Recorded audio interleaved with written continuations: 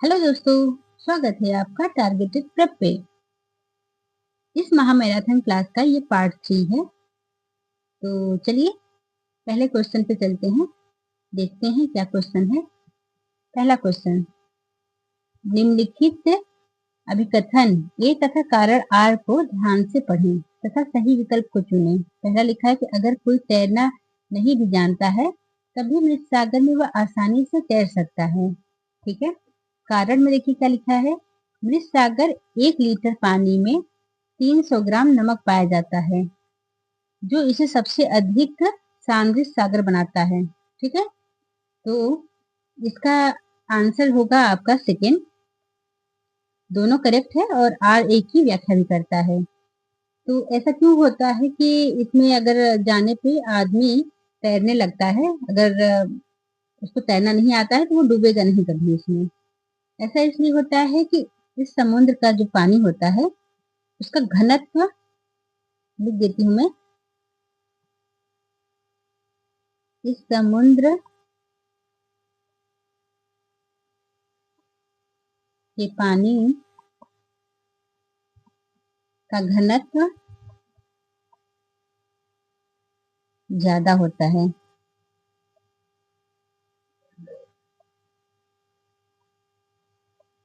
उच्च होता है। ठीक है। ये हो गया आपका पॉइंट। एग्जाम्पल के थ्रू आपको समझाऊं मैं, तो आप घर पे प्रयोग भी कर सकते हैं। एक ग्लास लीजिए। ठीक है। एक ये ग्लास हो गया आपका, इस पे नमक डाल दीजिए। ठीक है। ढेर सारे नमक डाल दीजिए इसमें और पानी डाल दीजिए। ठीक है। ये नमक का हो गया गोला और पानी डाल दीजिए। फिर इसमें एक नींबू डाल दीजिए बड़ा सा। वो नींबू डूबेगा नहीं, वो ऊपर ही तैरता रहेगा। ठीक है।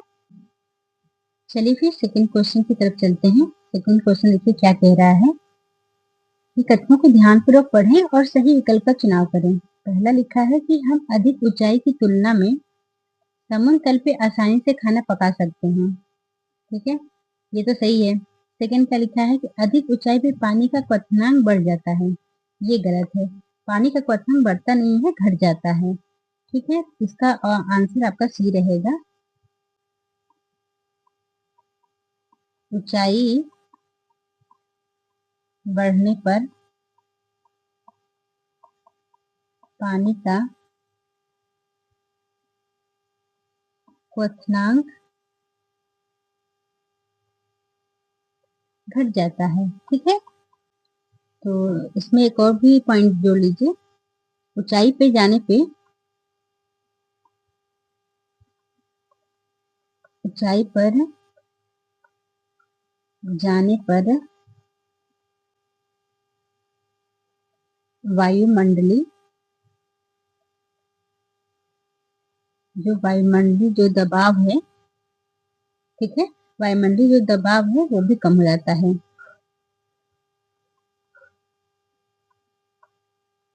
कम हो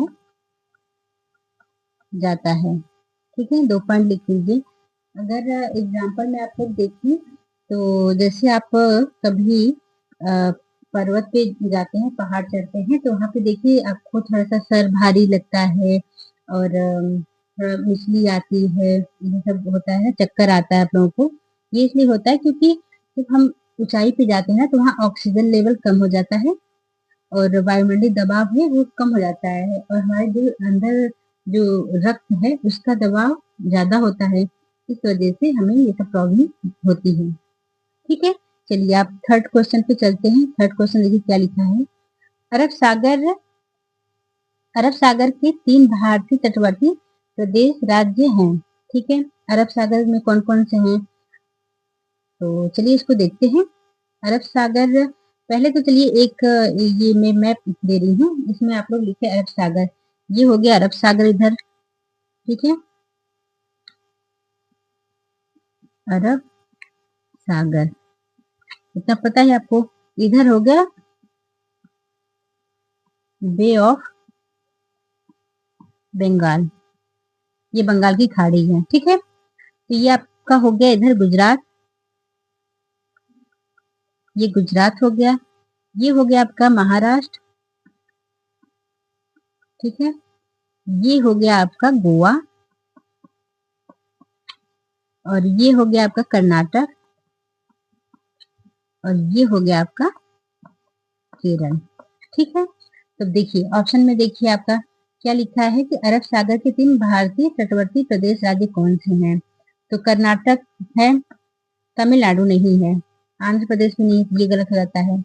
महाराष्ट्र है, कर्नाटक है, पुदुचेरी नहीं है, ये भी गलत हो जाता है। गोवा है, महाराष्ट्र, केरल है, तो आपका ये ऑप्शन सही हो जाता है तीसरे का। इसमें तेलंगाना नहीं है, केरल और कर्नाटक तो है लेकिन तेलंगाना नहीं है। अब अरब सागर आपने पढ़ लिया है, तो अब बे ऑफ बंगाल भी पढ़ लीजिए कि इसमें कौन कौन से जो तटवर्ती राज्य हैं वो इससे अपनी सीमा साझा करते हैं। ये हो गया आपका तमिलनाडु, ये आपका छोटा सा जो दिख रहा है ये हो गया पुदुचेरी। ठीक है, ये हो गया आपका आंध्र प्रदेश,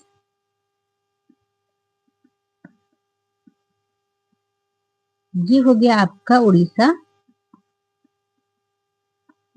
और ये लास्ट वाला हो गया आपका पश्चिम बंगाल। ठीक है, अरब सागर से इतने 1 2 3 4 5 5 राज्य साझा करते हैं, और ये आपका बे ऑफ बंगाल से 1 2 3 4 5, इसमें भी 5 जो राज्य हैं वो अपनी, जो 5 राज्य हैं वो भी अपनी सीमा साझा करते हैं। ठीक है, नेक्स्ट क्वेश्चन की तरफ चलते हैं। नेक्स्ट क्वेश्चन है चौथा, जल संग्रह एवं संरक्षण योगदान के लिए सन 2015 में किसने स्टॉकहोम जल पुरस्कार जीता है। ठीक है, तो ये पुरस्कार जीते हैं राजेंद्र सिंह ने। इनके बारे में कुछ और इम्पोर्टेंट फैक्ट हैं जिसे जानना जरूरी है। तो चलिए पहला पॉइंट लिखते हैं। सन 2015 में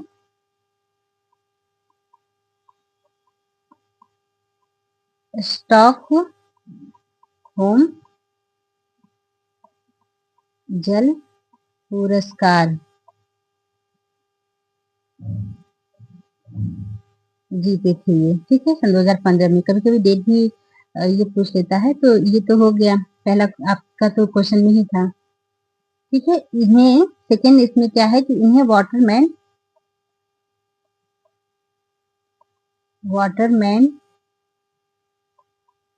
ऑफ इंडिया, इन्हें वाटरमैन ऑफ इंडिया कहा जाता है। इस पदवी से इन्हें नवाजा गया है। चलिए पांचवें क्वेश्चन पे चलते हैं। पांचवा क्वेश्चन देखिए क्या लिखा है। बावड़ियों सीढ़ीदार कुओं के बारे में नीचे दिए गए तथ्यों पर विचार कीजिए। ए, ये मुख्यतः वर्षा रहित क्षेत्रों में दिखाई देते हैं। ठीक है, दूसरा क्या लिखा है, ये जो वर्षा के पानी के भंडार और संरक्षण की पारंपरिक प्रणाली है। ठीक है, इनका उपयोग सामुदायिक संसाधन के रूप में किया जाता है।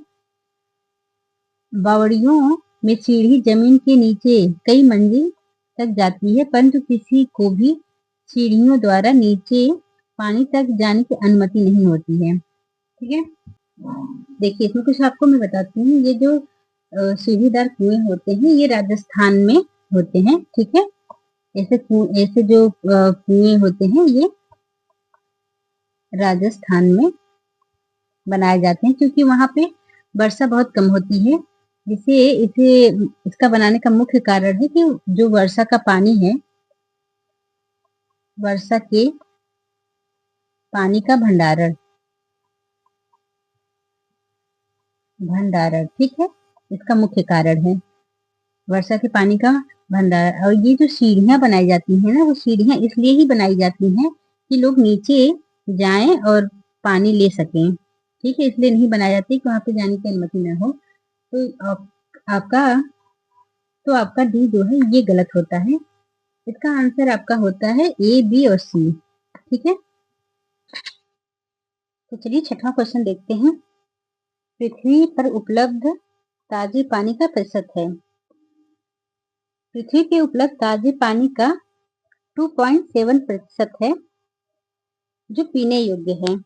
ठीक है, पृथ्वी पे मिलने वाले 100% जल को, जो 100% जल है उसमें ताजे पानी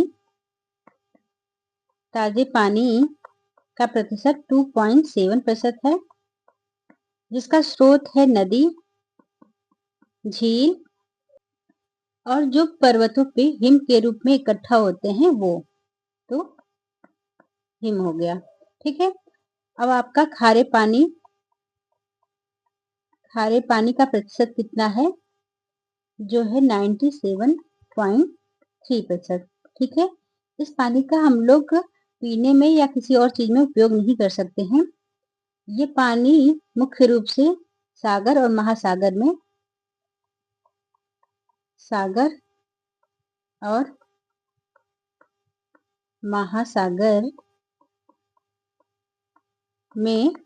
है। ठीक है, चलिए फिर नेक्स्ट क्वेश्चन की तरफ चलते हैं। नेक्स्ट क्वेश्चन देखिए क्या कह रहा है। लिखा है कि भारत में 7:30 PM है। अगर भारत में 7:30 बज रहा है तो उसी दिन 2 PM होगा। कहाँ पे होगा, तो 2 PM होगा लंदन में। अगर लंदन में 2 बज रहा है तो भारत में 7:30 बज रहा होगा, क्योंकि लंदन में जो है, लंदन के वेधशाला से ही अंतर्राष्ट्रीय मानक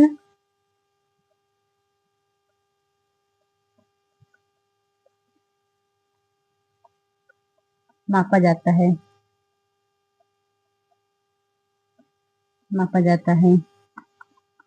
यहाँ से लेके भारत के बीच में साढ़े पाँच घंटे का फर्क होता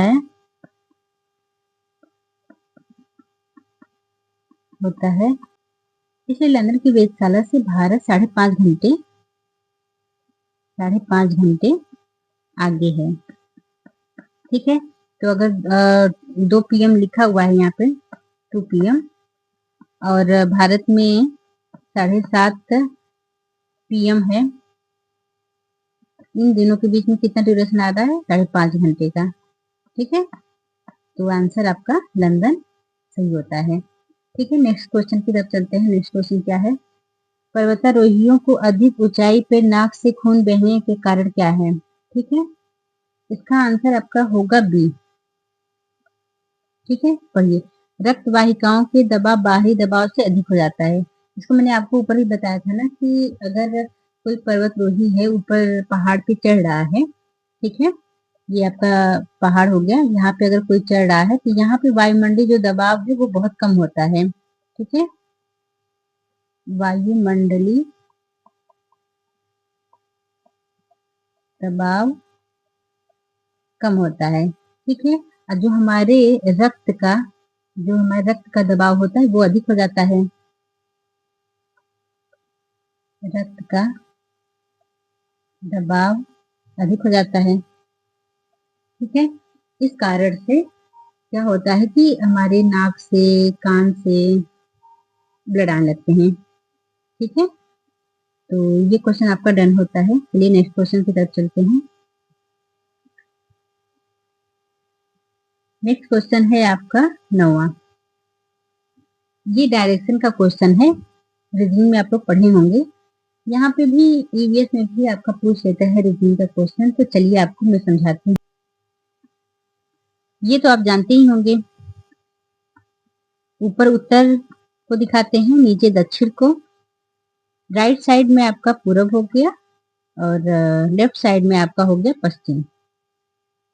ठीक है, अगर आपको दाहिने की ओर जाना है तो क्लॉकवाइज, जैसे घड़ी घूमती है, क्लॉकवाइज चलना पड़ेगा। और अगर बोल रहा है कि बाएं ओर मुड़ रहा है, बाएं की तरफ जाना है, आपको एंटी क्लॉकवाइज, ठीक है, ऐसे जाना होगा। तो चलिए क्वेश्चन को देखते हैं। राधा अपने घर से 2.5 किलोमीटर उत्तर की ओर जाती है। ठीक है, अब देखिए उत्तर की जाती है तो ऊपर जाएगी, 2.5 यहाँ पे हो गया, उत्तर की तरफ जा रही है। ठीक है, अब क्या पूछ रहा है कि अब बाएं मुड़ के 5 किलोमीटर जाती है। बाएं, इधर मुड़ेंगे तो आपका दाहिना होगा, अगर इधर मुड़ेंगे तो ये आपका दाहिना होगा। इनको जाना है बाएं, तो इधर मुड़ेंगे, बाएं मुड़ के 5 किलोमीटर, ये 5 किलोमीटर जाते हैं। ठीक है, फिर वो बाएं मुड़ते हैं। ठीक है, अगर यहाँ इधर मुड़ेंगे आपका ये दाहिना हो जाएगा, तो आपको फिर से बाएं मुड़ना है तो इधर मुड़ना पड़ेगा।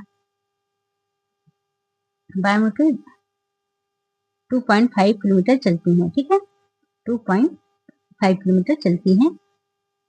वह अपने घर से कितनी दूर पे और किस दिशा में है? अब यहाँ पे है, अब उसका घर ये है, यहाँ से देखिए किस दिशा में है। तो आपका ये हो गया, ये 5 हो गया, ये भी आपका 5 होगा, तो 5 किलोमीटर हो गया ये आपका, ठीक है। और ये आपका किधर दिख रहा है? पश्चिम की तरफ, ठीक है। ये आपको डेडिकेट किधर कर रहा है? पश्चिम की तरफ में, इधर में है, तो ये हो गया पश्चिम। तो आपका आंसर होगा इसमें से 9वां का घर से 5 किलोमीटर दूर पश्चिम की दिशा में, ठीक है। तो आपका सी उत्तर सही होता है। चलिए नेक्स्ट क्वेश्चन पे चलते हैं। नेक्स्ट क्वेश्चन है आपका, एक व्यक्ति ने 30 जनवरी सन 2023 को नई दिल्ली स्टेशन से बेंगलुरु के लिए ट्रेन पकड़ी, ठीक है। ट्रेन नई दिल्ली से 17 घंटे चली। 17 घंटे पे वो 31 जनवरी सन 2023 को बेंगलुरु पहुंची।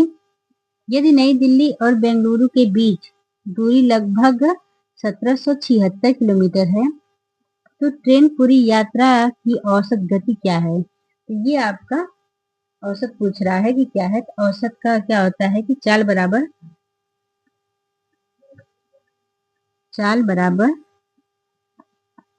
दूरी बटा समय। इसी फॉर्मूले पे आपका ये सॉल्व होगा। तो देखिए 30 को चलती है, ठीक है, 30 को, अब वो पहुंच कब रही है? 31 को, ठीक है। तो इनके बीच में जिस टाइम पे चलती उसी टाइम पे पहुंची, तो पूरा 24 घंटा हो गया। तो टोटल आपका हो गया 24 आवर्स टाइम, समय हो गया आपका 24 घंटे, ठीक है। और दूरी आपकी हो गई 1776 किलोमीटर, ठीक है। तो ये चीजें आप यहाँ पे रख के देखिए, 1776/24, ठीक है। चलिए इसको काटते हैं, 8 से काटिए, 8 के 8 लिख के 24, ठीक है। 8 दूनी 16, एक बचा, 8 दूनी 16, 8 दूनी 16, ये 222 बचा। फिर 3 से काटते हैं, 3 एकम 3, 3 सत्ते 21, और हो गया आपका 3 चौको 12, ठीक है। तो ये हो गया आपका 74 किलोमीटर प्रति आवर्स। ये हो गया आपका आंसर। तो आंसर देखिए कहाँ पे लिखा, 74, सी ऑप्शन में। तो आज से आपकी क्लास ये समाप्त होती है। आप यहाँ से आप पढ़िए, और जो भी आपको डाउट आ रहे हैं तो हमारे कमेंट में लिख के भेज दीजिए। और आपको अगर ये वीडियो पसंद आ रही है तब भी कमेंट करिए, अगर कुछ प्रॉब्लम इस वीडियो में लग रही है तब भी कमेंट करके बताइए। और ये सारे जो पीडीएफ हैं वो मैं अपने टेलीग्राम चैनल पे शेयर कर दूंगी, तो आप हमारे टेलीग्राम चैनल से जुड़िए, और ये वीडियो आप लीजिए और इसको फिर से सॉल्व करिए, खुद से सॉल्व करने की कोशिश करिए, क्योंकि ये सब पीवाईक्यू क्वेश्चन है। अगर इसे सॉल्व करेंगे तो आपकी तैयारी और अच्छी हो जाएगी। तो इसे सॉल्व करिए। तो ठीक है, मिलते हैं फिर नेक्स्ट क्लास में।